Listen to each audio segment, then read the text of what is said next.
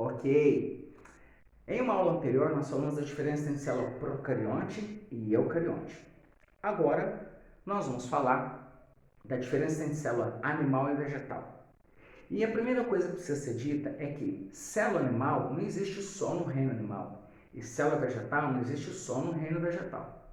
A célula animal está, obviamente, no reino animal, no metazoa, mas nós também vamos encontrar essa célula animal nos protozoários, que estão dentro do reino protista.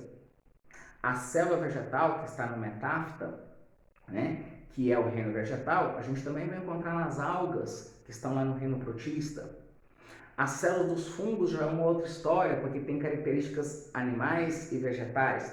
Então, quando a gente fala de célula animal e célula vegetal, nós estamos realmente diferenciando as estruturas presentes nas duas e não definindo necessariamente que essa só tem animal e essa só tem vegetal.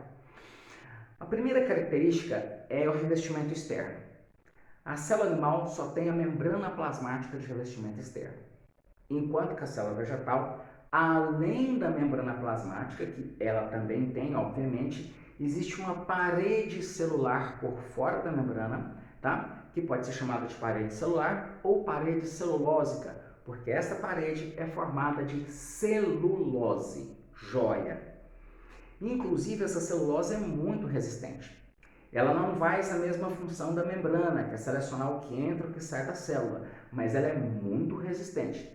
Tanto que quando essa ideia de célula foi configurada pela primeira vez por Robert Hooke, que nem mesmo era biólogo, ele era um físico, mas foi pedido a ele que desenvolvesse um microscópio com duas lentes, e quando ele desenvolveu esse microscópio com duas lentes, ele resolveu testá-lo e utilizou uma cortiça, que é uma parte da casca, né, um tecido morto vegetal. E quando ele olhou no microscópio, ele achou vários espaços vazios.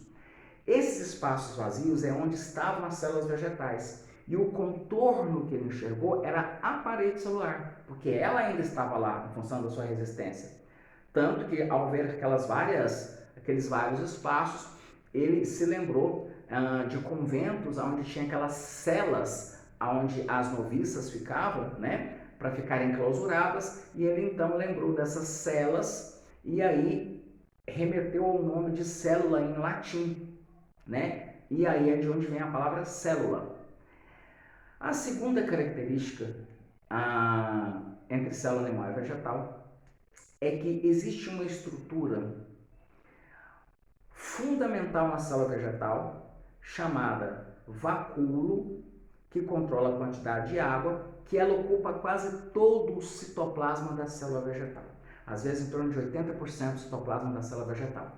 E ela controla a quantidade de água.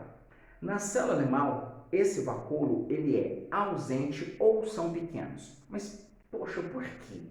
Por que na célula animal, a célula animal não precisa de água? Por que ela tem vacúolos pequenos ou inexistentes? Porque, de forma geral, os animais podem se deslocar até a água. Geralmente eles possuem mobilidade até a água, aonde eles podem então ter o acesso à água e a água poder entrar dentro das suas células. O vegetal, ele é séssil, ele fica fixo, ele não tem mobilidade, ele não tem locomoção. Ele depende que a água chegue até ele. Então, o vacúolo é maior e acumula uma maior quantidade de água para que ele possa esperar a próxima vez que ele vai ter acesso à água, quando chover ou quando o solo estiver mais úmido, ok? Outra diferença é que na célula vegetal existe uma organela, uma estrutura que não está presente no animal, chamada cloroplasto. O cloroplasto é responsável pelo processo de fotossíntese. Esse processo de fotossíntese tem por objetivo produzir nutrientes para o vegetal, mas não é especificamente um nutriente, a glicose, a qual ela vai usar para produzir energia através do processo de respiração celular. Ok. Porém, na célula animal, você não vai, repito, na célula animal você não vai encontrar um cloroplasto. Mas ele não precisa de glicose? Sim, mas o animal se alimenta. O animal é heterótrofo, ele come e obtém essa glicose. Enquanto que a planta, por não comer ou para obter esse alimento, ela sintetiza o próprio nutriente dela, que é a glicose. Por isso que nós dizemos que a planta é autótrofa ou autotrófica. Ela faz o processo de fotossíntese, produzindo este nutriente que ela usa na produção de energia, que é a glicose. E nesse processo ela libera oxigênio e absorve gás carbônico. É muito comum um erro de achar que a planta respira gás carbônico e libera oxigênio. Não. No processo de fotossíntese ela libera oxigênio e absorve gás carbônico, mas isso é o processo de fotossíntese que tem por objetivo produzir glicose.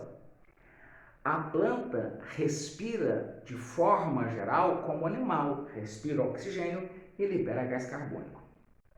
Uma outra diferença que é bem interessante nós falarmos é a respeito de que esse cloroplasto, acredita-se que ele chegou até a célula vegetal por um processo que nós chamamos de simbiose, né, ou teoria simbiótica, que o cloroplasto, na verdade, no processo evolutivo, há milhares de anos atrás, era uma espécie de bactéria primitiva e que em algum momento se fundiu com a célula, né, eucarionte, dando a ela a capacidade de produzir o seu próprio nutriente. Seria onde teria surgido essa célula vegetal. Tá? Então, o cloroplasto ele está na célula por simbiose. Assim como a mitocôndria também está nas células, nas duas, tá? Por simbiose também, só que a mitocôndria já tem por objetivo a produção de energia. Um último detalhe importante de diferença entre essas duas células é a presença de uma estrutura que nós chamamos de centríolos. Os centríolos estão envolvidos na divisão celular da célula animal, porque na célula vegetal os centríolos estão ausentes. Não existe centríolos na divisão celular da célula vegetal, porque a célula vegetal não tem centríolos. Ok? Então ficam as principais diferenças entre a célula animal e vegetal.